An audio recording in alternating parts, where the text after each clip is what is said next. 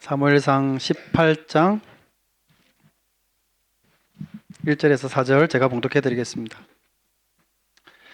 다윗이 사울에게 말하기를 마침에 요나단의 마음이 다윗의 마음과 하나 되어 요나단이 그를 자기 생명같이 사랑하니라.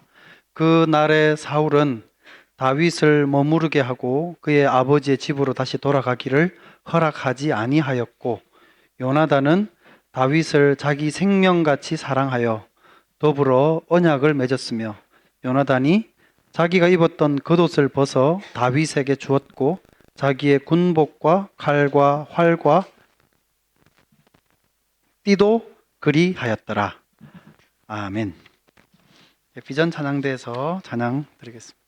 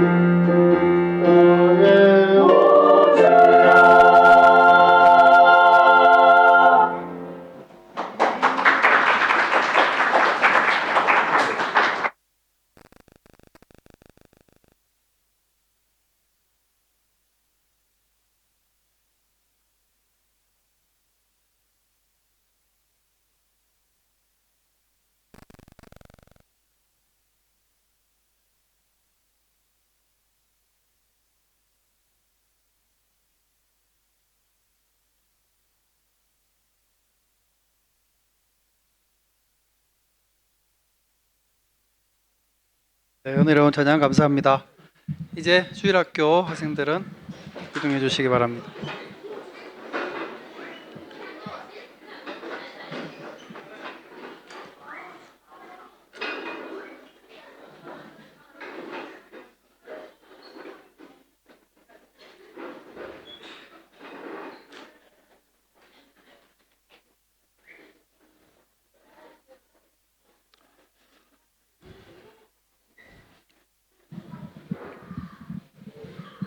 1절 말씀에 보면 다윗이 사울에게 말하기를 마침에 요나단의 마음이 다윗의 마음과 하나가 되어 요나단이 그를 자기 생명같이 사랑하니라고 그랬습니다.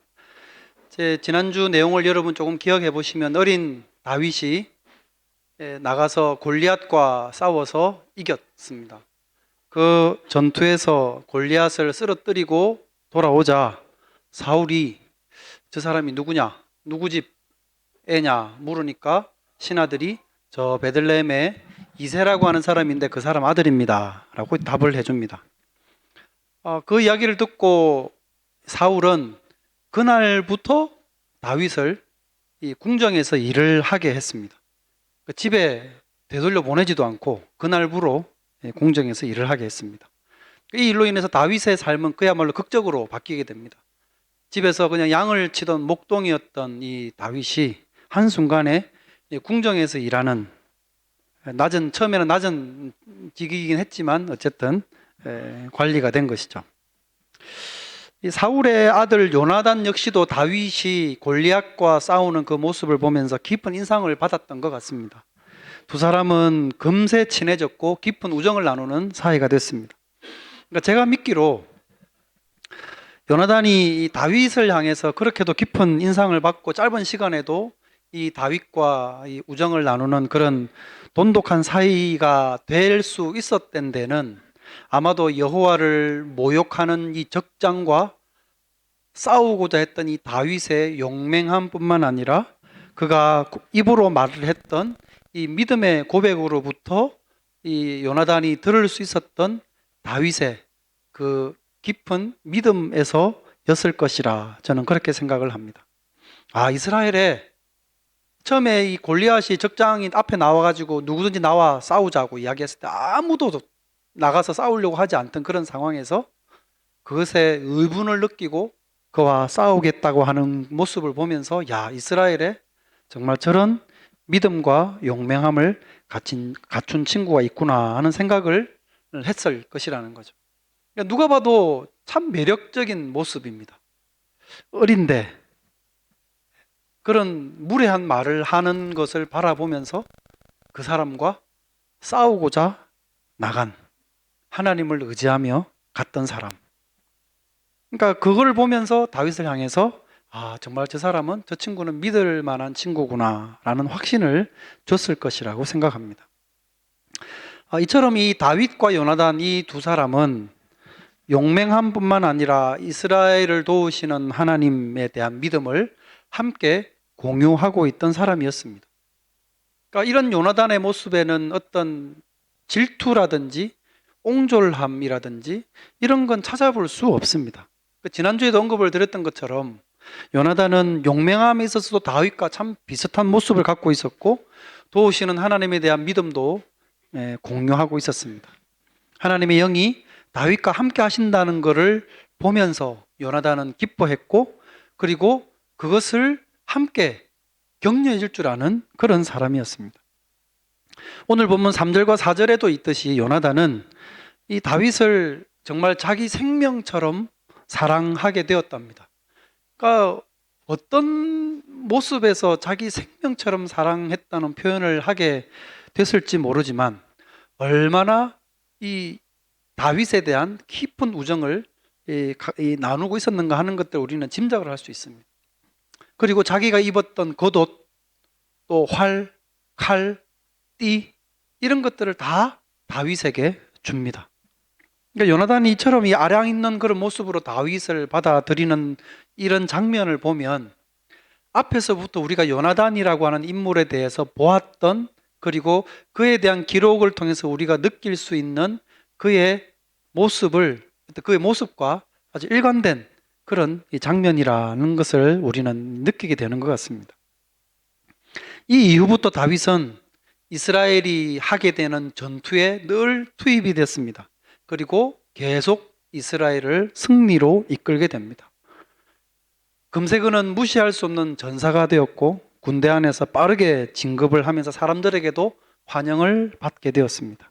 다윗은 어느덧 이스라엘의 군대 장관이라고 하는 높은 지위에까지 오르게 됐습니다. 그동안 다윗은 사울이 보내는 전쟁을 많은 곳에서 하게 되면서 승리를 쌓아왔고 점차 다윗의 명성은 백성들 사이에서 퍼지기 시작했습니다. 이런 과정을 거치면서 사울도 기꺼이 이 다윗이라고 하는 인물을 군대 장관이라는 자리에 앉히게 되었고 그 모든 백성들도 다윗이 군대 장관이 되는 것에 대해서 초의 의심도 하지 않고 당연한 것으로 받아들였다는 거죠. 물론 이 자리에 오르기까지는 짧은 시간이 아니라 상당한 기간이 흘렸을 것입니다. 18장 5절에 보면 다윗은 사울이 보내는 곳마다 가서 지혜롭게 행하매 사울이 그를 군대의 장으로 삼았더니 온 백성이 합당하게 여겼고 사울의 신하들도 역시 합당하게 여겼더라고 기록을 합니다.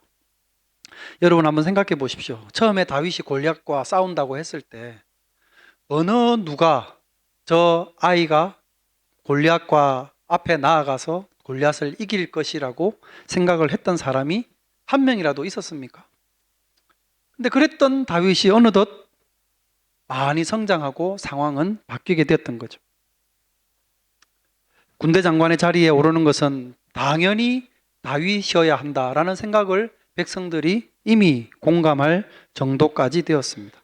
그러니까 적어도 이 시점까지 사울은 이 다윗을 등용한 자기 자신도 기뻐했고 가는 것보다 승리하면서 업적을 세우는 다윗의 모습을 보면서 깊은 자부심을 느꼈습니다. 다윗의 승리는 곧 자기의 승리인 것이고 백성들은 계속해서 승리하는 이스라엘의 대표인 왕을 칭송할 것이었기 때문이었습니다.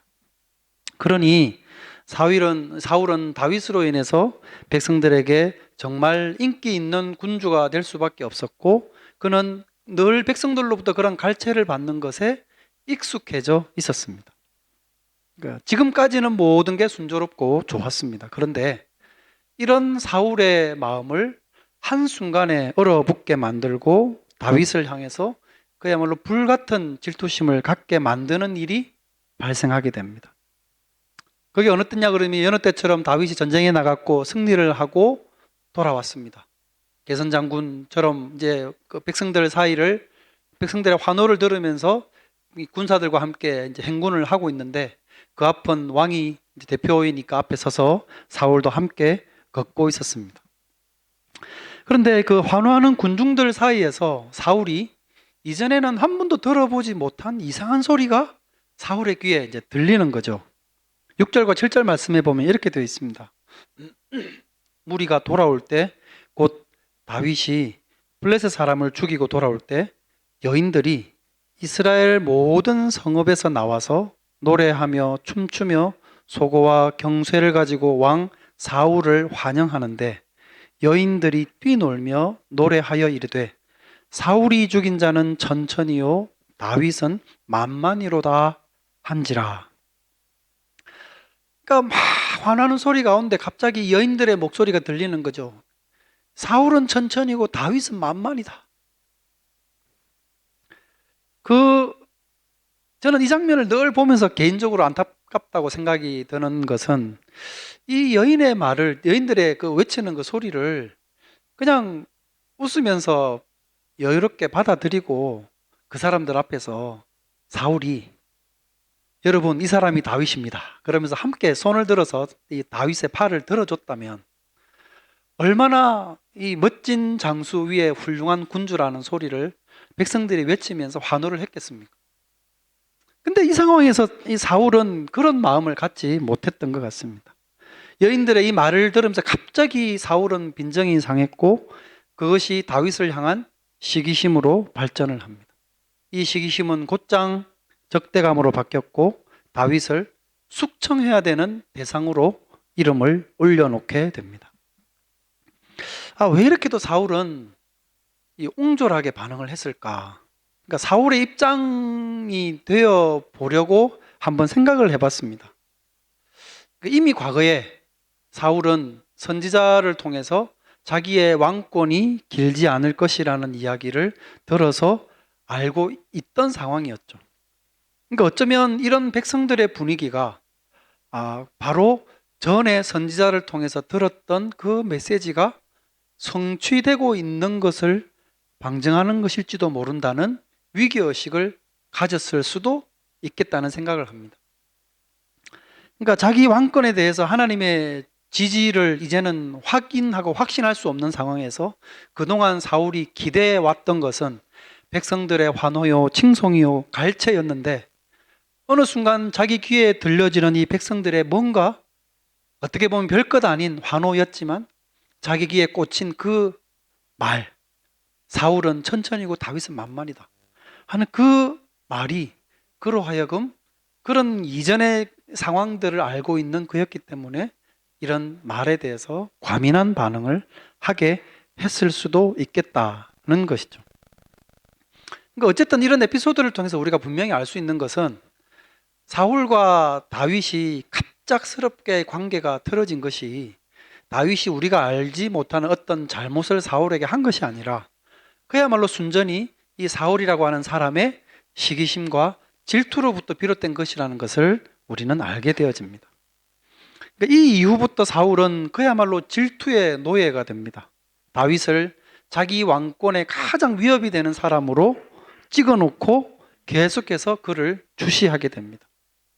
하나님께서 과거 선지자를 통해서 자기를 대신해서 후계자가 나올 것이라 말씀을 하셨는데 그 후계자가 다윗인지 아닌지에 대해서는 아직까지는 확신할 수 없는 상황입니다. 하지만 만약에 자기 자리를 위협하게 될 그 어떤 누군가가 지금 하나님에 의해서 준비되어지고 있다고 생각을 하게 된다면 그 인물이 다윗일 가능성은 훨씬 더 높다는 것을 사울은 분명히 인식을 하고 있었을 겁니다. 그러니까 아는 게 병인 거죠. 몰랐으면 모르겠는데 그걸 알고 있기 때문에 사울은 다윗을 향해서 이런 그 별것 아닌 소리에도 과민하게 반응을 하고 과한 질투심과 시기심을 갖게 되고 그를 죽이려고 하는 겁니다. 이 사실을 알고 있는 이 지식이 그를 갉아먹고 질투의 노예로 스스로를 병들게 만들어 버린 것 같습니다. 만약에 사울이 자기에 대한 하나님의 그런 심판의 메시지를 그냥 그대로 받아들이고 그 시점부터 변화하고자 했다면 어땠을까 하는 생각을 해보게 됩니다. 왜냐하면 과거에 엘리 제사장이 그랬죠.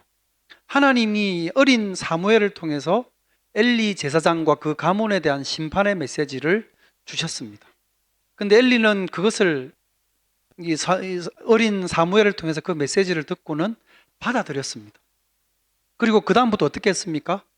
이제 끝났으니까 나 몰라 했습니까? 아니요. 어린아이를 그것을 하나님의 메시지를 받아들이고는 아이 사무엘을 잘 양육했습니다. 하나님께서 이제는 자기 가문은 끝났지만 다시 세울 이 사무엘을 어떻게 준비시켜야 될지 가르치고 훈련했습니다. 그 메시지를 듣고 난 이후에도. 그게 이 하나님으로부터 이 부르심을 받은 제사장의 모습 아니었겠습니까? 사무엘도 그랬습니다.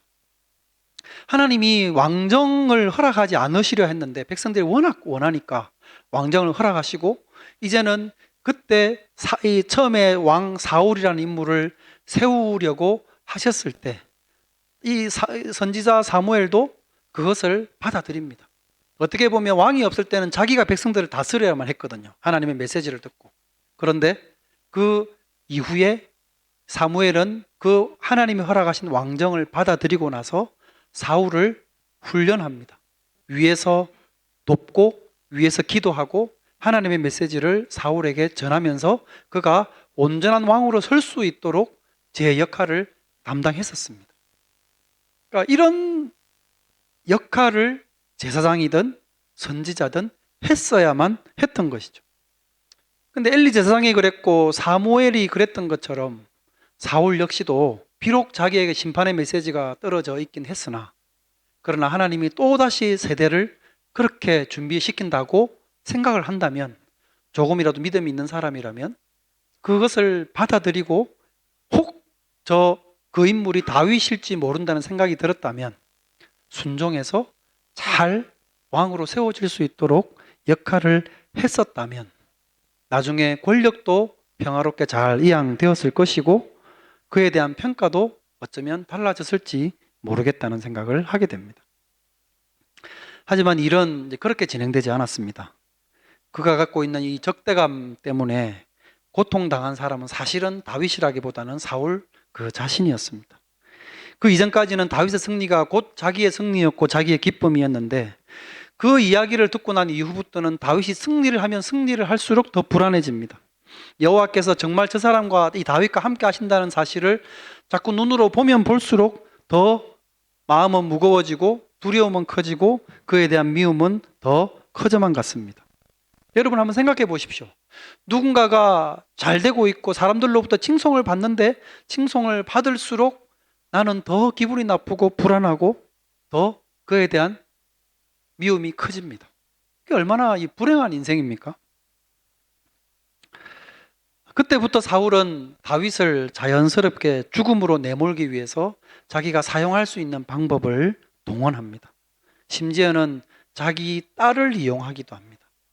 이 맏딸인 메랍이라고 하는 딸이 있는데요. 다윗에게 내가 메랍을 너의 신부로 주마라고 제안을 합니다.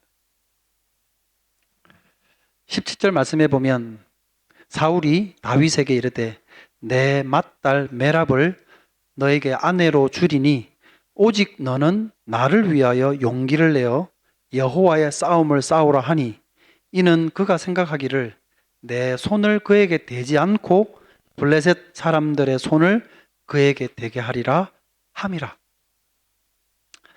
그러니까 사울이 바라는 것은 다윗이 전쟁에 나가서 죽는 겁니다. 근데 맏딸을 주겠다는 약속을 함으로써 사울이 기대했던 게 뭘까요? 두 가지로 생각해 볼 수 있습니다. 하나는 내 딸을 준다고 약속을 했으니까 다윗은 자기를 예비 장인으로 보지 않겠습니까? 예비 장인으로 보면 아마도 그 사울이 기대하는 것은 자기를 더 따를 것이고 또 자기에 대해서 앞으로도 자기가 명하는 명령을 계속해서 따를 것이라는 기대를 했을 것입니다. 그럼 뭡니까? 전쟁에 나가라 그러면 계속해서 나가는 거죠.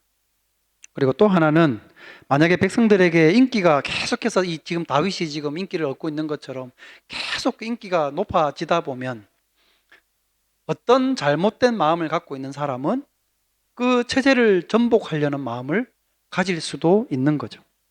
그래서 모의를 해서 왕을 모살하고 자기가 왕이 되고자 하는 생각을 다른 어떤 사람은 얼마든지 가질 수 있습니다.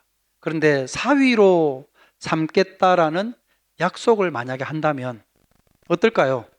적어도 그러면 이 사위가 될 때까지는 적어도 이 왕을 예를 들어 모살한다거나 자기가 권력을 쟁취하려는 그런 욕심을 갖지 않을 것이라는 기대를 할 수 있을 겁니다.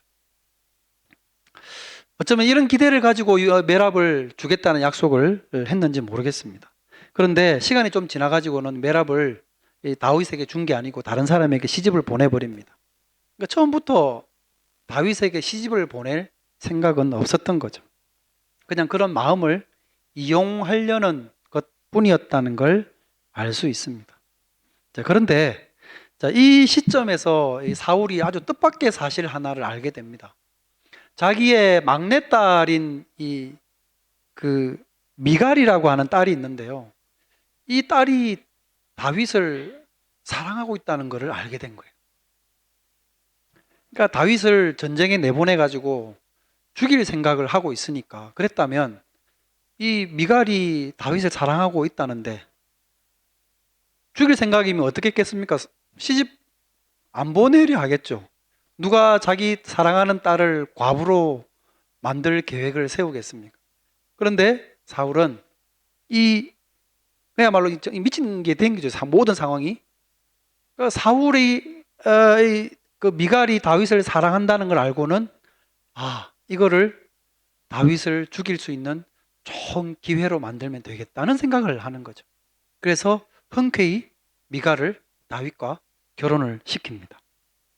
아니나 다를까 결혼을 한 이후에 여느 때처럼 다윗을 전장에 보내면서 요구를 하나 하죠. 무슨 요구를 하는가 그러면 18장 25절에 보면 사울이 이르되 너희는 다윗에게 이같이 말하기를 왕이 아무것도 원하지 않고 다만 왕의 원수의 보복으로 블레셋 사람들의 포피 100개를 원하신다 하라고 다윗에게 전하란 겁니다. 이제 포피라고 하는 것은 남자들이 그 포경 수술을 할 때 그 자르게 되는 그 바깥 피부를 말합니다. 근데 그걸 100개를 가져오라는 거죠. 그걸 수집해서 뭐 하려고요? 목적은 하나입니다. 다윗을 죽이려는 목적이죠. 그런 요구를 함으로써 어쩌면 다윗은 100개를 구해야 되는데 라는 생각으로 전쟁에 나아가서 어쩌면 그걸로 인해서 다른 사람들에게 죽음을 당하게 될 수도 있겠다는 생각을 한 것이죠. 시기와 질투에 눈이 멀다 보니까 이 딸의 순수한 사랑도 자기 목적을 이루기 위한 수단으로 이용을 하고 있습니다. 근데 여기서 보면 흥미롭게도 이 성경의 구약 성경에 보면요. 그 여인이 남자를 사랑했다라고 되어 있는 표현이 딱 한 군데가 나와요. 그게 누구냐면 바로 이 미갈이에요. 미갈이 다윗을 사랑했다. 참 재밌게도 그 표현이 다른 데는 안 나와요. 근데 이 미갈이라고 한 여인이 다윗을 정말 순수하게 사랑했는데 이 아버지라는 사람이 그 사랑을 이용해서 다윗을 죽이려 하고 있습니다. 그러니까 사울의 눈에 다윗이라고 하는 존재는 그냥 숙청해야 될 대적, 그 이상도 그 이하도 아니었던 겁니다. 결국 이 사울의 망령이 또다시 다른 곳까지 뻗치게 됩니다. 자기 아들 요나단에게 가가지고 야, 네 친구 다윗 죽여라. 그렇게 짙은 깊은 우정을 나누고 있는 줄 뻔히 아는 사울이 아들에게 너의 친구 다윗을 죽이라는 이야기까지 하게 됩니다. 그러니까 이 집착적인 이 증오심이 현실 감각을 완전히 잃어버리게 만듭니다. 그러니까 자기가 위험하다고 느끼는 이상 아들을 향해서도 어떻게 친구를 죽이라는 이야기를 아버지가 할 수 있습니까? 이런 이야기를 듣고 아들 요나단은 어떻게 반응을 했을까요? 우선 친구 다윗에게 갑니다. 야, 아버지 옆에 얼씬거리지 마라. 아버지로부터 멀리 떨어져 있어라. 고 이야기를 해주고 아버지 사울에게 가가지고 아버지를 설득하려고 합니다. 다윗은 아버지에게 절대로 위협이 되는 인물이 아니고 지금까지도 아버지와 이 국가에 다윗이 도움이 되지 않았습니까? 절대 위협이 되는 인물이 아닙니다. 라고 아버지를 잘 설득을 했습니다. 사울은 아마도 이 요나단에게 친구를 죽이라고 이렇게 이야기를 했을 때 아버지로서는 어쩌면 요나단의 안위도 염려했을 것이라는 생각이 들기는 합니다. 왜냐하면 보통의 경우라고 한다면 아버지의 뒤를 이어서 아들이 왕이 되는 거지 않습니까? 그러니까 자연스럽게 이어지게 된다면 요나단이 그 왕위를 이어받는 게 당연한데 다윗이 자기가 생각할 때 차기의 왕으로 유력한 후보가 되어진 이상 자기뿐만 아니라 자기의 자리뿐만 아니라 자기 아들의 자리까지도 위협하는 인물이라는 생각을 당연히 하겠죠. 사울이라면. 그러면 요나단은 어땠을 것 같으십니까? 요나단은 그런 생각을 했을까요? 요나단은 사울이 갖고 있는 그런 두려움을 전혀 느끼지 못했을까? 그렇지 않았을 겁니다. 그도 사람인데 그렇지 않겠습니까? 자기 장래에 대해서 생각 당연히 하지 않겠습니까? 이미 백성들 가운데 다윗의 인기가 얼마나 높고 앞으로 계속 높아질 것인지, 그리고 다윗이 앞으로 나아가서 전쟁을 해서 승리를 하면 승리를 할수록 더욱더 백성들의 다윗을 향한 기대는 커져갈 것이라는 것을 요나단인들 왜 몰랐겠습니까? 그런데도 요나단은 그것을 그냥 편안하게 받아들인 것 같습니다. 친구가 잘 될 때 그것을 진정으로 기뻐해 줄 수 있는 그런 친구였습니다. 그게 앞으로 자기 신변에는 어떤 변화를 가져다 줄 요인으로 작용을 할지 그 역시도 모르지 않았음에도 말입니다. 여러분, 오늘날 만약에 이런 사람이 있다고 한다면 주변에서 어떤 조언을 해줄 것 같으세요? 요나단 같은 사람이 있다고 하면, 야, 사람이 왜 그래 나이브하냐 너는. 인생이야, 너 그래 살다가 맨날 당하고 살아. 요즘 너 같은 마음을 가지고 사는 사람이 어디 있냐?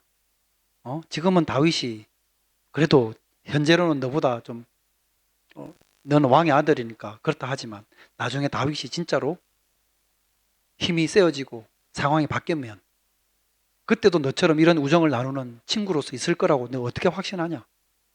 현실적으로 좀 살아, 현실적으로. 맨날 그러면 너 당하고 살아. 이런 이야기를 주변에서 하지 않겠습니까?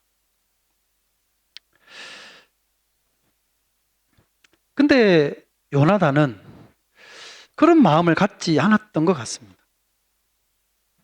아직 세상 물정도 모르는 순진한 사람이었기 때문은 아닐 겁니다. 왜 그렇습니까? 처음에 이전에 이 요나단이 전쟁에 나갔을 때 아버지가 정말 말도 안 되는 황당한 맹세를 했을 때 그 이야기를 듣고도 그게 뭘 의미하는지, 얼마나 형편없는 맹세인지를 명철하게 판단을 하고 분별할 줄 아는 그런 지혜가 있던 사람이었습니다. 그가 이런 상황을 이렇게 받아들인 것은 순진했기 때문이 아니라 다윗에 대한 신뢰가 깊이 있었기 때문이었습니다. 단순한 신뢰가 아니라 다윗이라고 하는 친구가 갖고 있는 인격에 기초한 신뢰였습니다. 요나단은 다윗이 아버지 사울을 해할 의도가 전혀 없다는 것을 분명히 알고 있었습니다. 물론 다윗 역시도 요나단의 기대처럼 사울을 해하려고 하는 그런 욕심을 갖고 있지 않았습니다. 그리고 그 자리를 차지하겠다는 욕심도 없었습니다. 이런 침착하고 선한 양심을 가진 이 요나단이라고 하는 사람이 아버지한테 가서 아버지를 설득하니 아버지 사울의 마음도 움직였습니다. 그래서 이 아들 요나단에게 내가 다윗을 죽이지 않으마 약속을 하고 다윗을 다시 왕궁에 데리고 들어와서 머무를 수 있게 했습니다. 적어도 이 순간까지는 그러했습니다. 다윗과 이 요나단의 그 두 사람과의 관계를 우리가 가만히 보면 둘 사이에서 그 언약을 시작하는 사람은 늘 요나단 쪽이었습니다. 언약을 맹세하고 우정을 약속하는 사람도 요나단입니다. 아마도 이 단계에서는 요나단이 더 높은 지위였기 때문일 거고 또 높은 지위의 사람으로서 이야기를 더 편하게 할 수 있는 입장이었기 때문에 아마 그럴 것입니다. 요나단이 도와주지 않으면 다윗은 언제 어떻게 사울에 의해서 죽음을 당할지 모르는 그 위험에 늘 노출되어 있는 그런 상황이었습니다. 다윗도 같은 마음이었겠지만 적어도 이 정도 상황에서는 다윗이 이 요나단을 위해서 해줄 수 있는 것보다는 요나단이 다윗을 위해 해줄 수 있는 게 훨씬 많았습니다. 이 두 사람은 늘 서로의 이익을 위해서 행동을 했고 서로의 성공을 기뻐해 줬습니다. 이 두 사람의 신뢰관계는 하나님을 향한 이 깊은 신앙으로부터 온 것이라는 것을 우리는 분명히 알 수 있습니다. 하나님을 향한 헌신적인 신앙을 알았고 백성들을 위한 애정도 갖고 있는 사람이라는 것을 서로가 서로를 통해서 알고 있었습니다. 그러니까 이런 마음을 두 사람 간에 공유를 하게 된다면 이 두 사람은 우리가 성경에서 볼 수 있는 것처럼 정말 깊은 이 신뢰관계를 형성할 수 있지 않을까 생각합니다. 여하튼 지금까지의 상황은 요나단이 다윗의 안전을 위해서 많은 노력을 해주고 있었습니다. 자, 그렇다면 여러분 다윗은 어떨까요? 요나단의 다윗을 향한 신의를 지키는 모습은 우리가 충분히 볼 수 있습니다. 다윗은 요나단을 위해서 그렇게 할 수 있었을까요?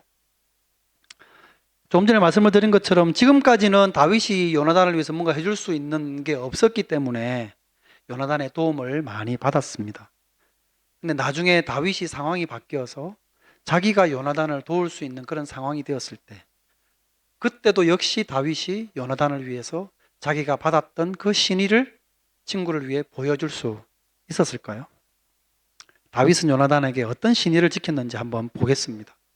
근데 물론 이제 한 가지 안타까운 사실은 이 나중에 다윗이 요나단을 위해서 친구로서의 신의를 보일 수 있게 된, 자기가 친구를 위해 뭔가 할 수 있게 된 그 시점에는 친구 요나단은 세상을 떠나고 없는 상황이었습니다. 왜냐하면 그 직전까지 계속해서 사울이 다윗을 죽이려고 쫓아다녔기 때문에 다윗은 늘 사울을 피해 다녀야만 되는 그런 상황이었거든요. 근데 나중에 이 블레셋과의 전쟁에서 이 길보아라고 하는 산에서 전쟁을 하다가 사울과 다윗이 다 전사를 하게 됩니다. 근데 나중에 이 당시 요나단이 죽었을 때 당시에 요나단에게는 한 5살 난 이 무비보셋이라고 하는 아들이 하나 있었습니다. 이 전쟁, 블레셋과의 전쟁 난리통에 그의 유모가 이 무비보셋을 업고 급히 도망을 가다가 이 아이를 떨어뜨려 가지고 그때부터 아이가 다리를 절게 돼요. 그렇게 해서 그 이후에 어렵게 살아가고 있는데 나중에 시간이 흘러서 다윗이 왕이 된 이후에 친구 요나단을 기억을 한 거죠. 그래서 신하들을 시켜가지고 이 사울의 자손들 중에 살아남아 있는 사람들이 누가 있는지를 알아보라 그랬습니다. 그러니까 나중에 알아보고 보고가 올라오는 거 보니까 친구 요나단의 아들인 무비보셋이 다리를 절고 있는데 살아있다는 이야기를 듣게 된 거죠. 그 이야기를 듣고 바로 신하를 보내서 무비보셋을 왕궁으로 데리고 옵니다. 그리고 이 무비보셋을 자기가 밥을 먹을 때 같은 식탁에서 밥을 먹도록 자기 아들처럼 그렇게 대우를 해줍니다. 감동스럽죠. 나중에 시간이 또 흘러가지고 자기 다윗의 아들 압살롬이 반역을 일으켰을 때입니다. 이 시바라고 하는 사환이 있는데요. 이 무비보셋과 다윗의 사이에 이 시바라고 하는 그 사환이 거짓말로 이 둘 사이를 관계를 자칫하면 끊어놓을 수 있는 그런 이 거짓말을 하게 되어집니다. 근데 다윗은 나중에 무비보셋을 만나서 처음에 시바의 이야기를 먼저 들었음에도 불구하고 다윗은 나중에 무비보셋을 만나가지고 이야기를 하면서 끝까지 무비보셋에 대한 오해를 갖지 않고 무비보셋의 말을 믿어주게 됩니다. 친구가 자기를 끝까지 믿어준 것처럼 자기는 친구를 끝까지 믿었겠죠, 당연히. 근데 믿을 친구는 이제 없습니다. 그 아들의 말을 끝까지 믿어줌으로써 자칫 오해로 인해서 관계가 틀어질 수도 있는 상황을 다윗은 믿어줌으로써 잘 상황을 이어가게 되어집니다. 이 무비보셋에 대한 다윗의 마음이 드러난 에피소드가 성경에 보면 또 한 군데가 등장합니다. 다윗이 통치하던 때 어느 해는 이 이스라엘에 3년 동안 기근이 들었습니다. 흉년이 들어가지고 도대체 이 어떻게 난국을 헤쳐가나 하다가 다윗이 하나님께 여쭙습니다. 그랬더니 하나님이 이상한 대답을 하십니다. 사울과 그의 집안이 백성들 중에 살고 있는 이 기브온이라고 하는 민족들을 죽여서 살인죄를 지었기 때문이다라는 답을 얻게 되는 거예요. 이게 3년의 이 흉년이 든 것이 기브아 사람들을 이 사울이 죽였기 때문이라는 답을 듣게 된 겁니다. 그래서 다윗이 어떻게든 이 기브온 사람들을 불러다가 뭔가 보답을 해줘야 되겠다는 생각을 했습니다. 그래서 이 사람들을 불렀습니다. 이 기브온 사람들은 원래 이 아몰이라고 하는 족속의 사람들인데 좀 스토리가 길지만 간단하게 이야기를 하면 이 사람들이 피신을 해서 이스라엘로 이제 오게 되는데 물론 그때 약간의 이제 속임이 있었지만 이 사람들을 이제 이스라엘이 받아주면서 내가 너희를 죽이지 않고 우리 민족 가운데 살게 해주마라고 하는 이 기브온 민족과 약속을 이전에 했었더랬습니다. 그러니까 그 약속을 쭉 이어오고 있었는데 사울이 자기 민족들 가운데 갑자기 기브온 사람들을 무슨 이유인지 죽여야 되겠다는 생각을 한 거죠. 뭔가 경제적으로 어려워서 저 사람들이 우리나라의 곡식을 많이 갉아먹고 있고 땅을 차지하고 뭐 등등의 이유였을 수도 있습니다. 그래서 사울이 이 사람들을 이제 죽였던 거죠. 그러니까 이 기브온 사람들은 사울에 대한 깊은 불만을 계속 갖고 있던 터였는데 다윗이 자기들을 불러다가 내가 너희들한테 뭘 해줄까나 했더니 이 사람들이 뭐라고 그러냐면 사울의 자손들 중에 7명의 사람을 우리한테 주십시오. 그래서 이 7명의 사람을 우리가 사울의 고향에 데리고 가서 그들을 매달 겁니다. 좀 잔인한 이야기이긴 한데 그런 요청을 하는 겁니다. 뭐를 해줄까나 요청을 한 상태니까 다윗이 그 약속을 들어줍니다. 근데 7명을 뽑는데 살아있는 사울의 두 아들과 이 메랍의 5명의 아들들을 이 기브온 사람들에게 줍니다. 근데 메랍은 딸이잖아요, 사울의. 엄밀히 말하면, 그러니까 그 외가 쪽인 거죠. 외가가 아니라 간접, 그러니까 친아들이 아닌 딸의 자식들이잖아요. 그러니까 엄밀히 말하면 무비보셋은 요나단의 아들이기 때문에 사울의 직계 아들이에요. 그러니까 그 기본 사람들의 요청에 따라서 아들을 내어줘야 됐다면 메랍의 아들들이 아닌 무비보셋의 아들, 이 요나단의 아들 무비보셋을 먼저 내어줬어야만 하는데 거기서 다윗은 이 무비보셋을 뺍니다. 빼고 메랍의 아들들을 대신해서 이렇게 보내게 되죠. 그러니까 기본 사람들의 요청을 따라서 이 친구 요나단의 아들을 내어줬어야만 되는 상황에서 다윗은 그 아들을 빼게 되는 겁니다. 과거에 사울이 한창 이 시기심으로 인해서 다윗을 죽이려고 쫓아다닐 때 다윗은 늘 두려워하고 불안해할 때 요나단이 다윗을 피신할 수 있도록 계속 도와주면서 한날은 이 둘 사이에 여호와의 이름으로 맹세를 하게 됩니다. 사무엘상 20장에 보면 맹세의 내용이 이렇습니다. 14절 이하에 보면 너는 내가 사는 날 동안에 여호와의 인자하심을 내게 베풀어서 나를 죽지 않게 할 뿐 아니라 여호와께서 너 다윗의 대적들을 지면에서 다 끊어버리신 때에도 너는 너의 인자함을 내 집에서 영원히 끊어버리지 말라 하고 이에 요나단이 다윗의 집과 언약하기를 여호와께서는 다윗의 대적들을 치실지어다 하니라. 다윗에 대한 요나단의 사랑이 그를 다시 맹세하게 하였으니 이는 자기 생명을 사랑함 같이 그를 사랑함이었더라.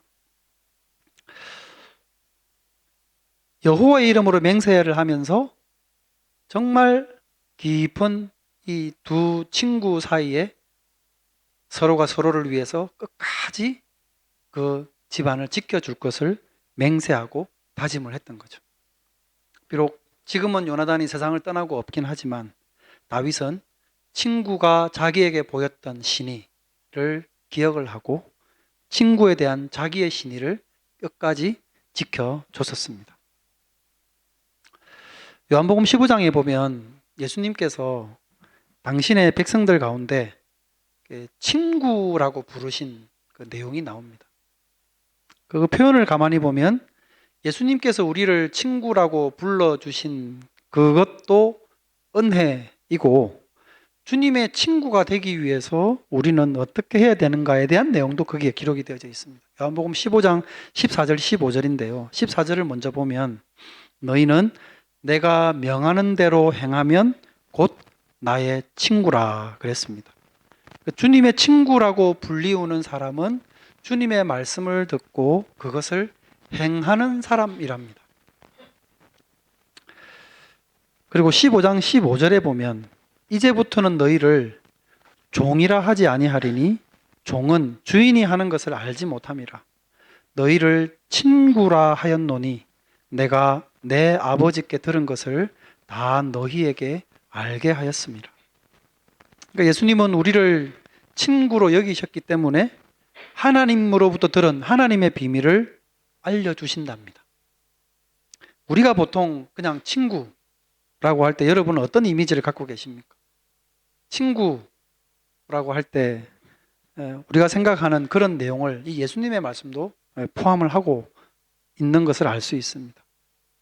신의를 지키고 특별한 비밀도 공유할 수 있고 약속을 지키고 또한 물론 예수님이 우리를 친구로 삼아 주신 것이긴 하지만 그분의 말씀을 들어 지켜 행하고 이런 것들이 친구로서 할 수 있는 것입니다.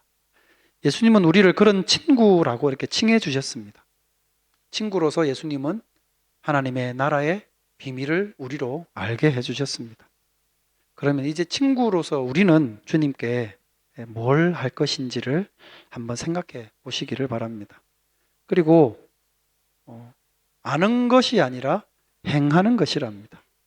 그게 뭔지를 여러분이 아신다면 그것을 행동으로 드러내 보시기를 바랍니다. 또한 그것은 주님과 우리의 관계이고 좋은 친구를 얻기 위해서 우리는 또 어떤 좋은 친구가 되어 줄 수 있을까를 생각하고 힘써 보면 좋을 것 같습니다.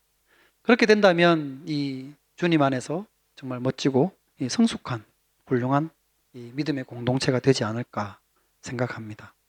그런 주님과 우리의 관계 그리고 공동체 안에서의 서로의 관계가 이러한 멋진 관계가 될 수 있기를 주님의 이름으로 축원드립니다.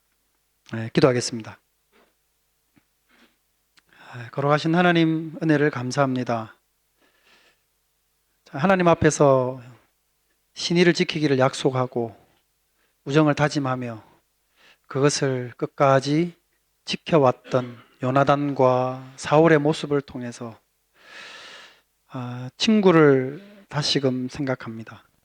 우리를 친구 삼으시고 주의 말씀을 듣고 행하는 자가 친구라 말씀하시고 우리를 친구 삼으셔서 하나님의 비밀을 우리로 들어 알고 믿고 깨닫게 하심을 감사합니다. 믿음 가운데 거하게 하시고 하나님의 뜻을 기억하고 행하는 우리가 되게 하시고 주님의 이 믿음의 공동체가 바로 주님과의 그런 아름다운 관계 또 지체들 간에도 그런 온전한 관계가 되어질 수 있도록 은총 허락하여 주시옵소서. 걸어가신 예수님의 이름으로 기도드립니다. 아멘. 찬송가 300장